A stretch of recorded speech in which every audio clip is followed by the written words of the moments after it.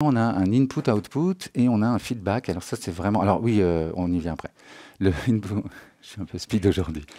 On va se calmer. Donc le input-output, c'est vraiment pratique sur scène parce que dans beaucoup de cas, quand on a un instrument, en fait, on envoie le son de notre instrument directement à l'ingé son. Et on rajoute effectivement une sortie de carte son, par exemple, qui va vers l'ingé son.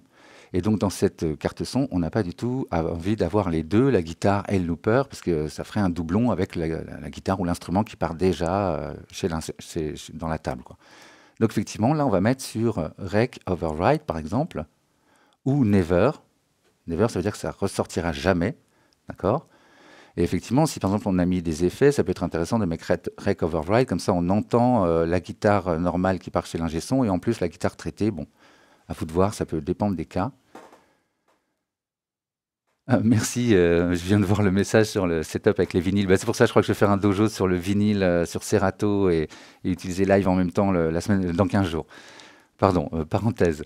Oui, donc voilà, l'idée, vous voyez, c'est que là, je mets sur Never, donc le son ne ressortira plus.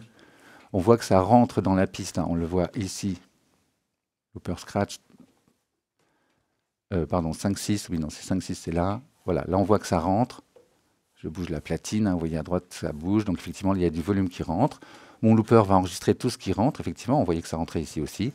Mais par contre, on n'entendra que la boucle. Je ne vais pas vous faire la démo, on ne va pas perdre trop de temps avec ça. Je vais remettre live en plein écran.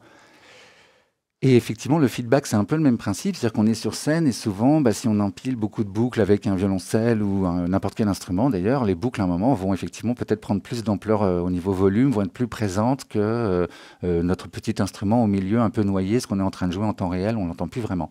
Donc là, vous pouvez fixer effectivement le volume des boucles quand elles sont lues. Et du coup, si vous mettez à 80%, votre instrument est toujours à 100%. Donc là, il faudrait mettre sur Always, hein.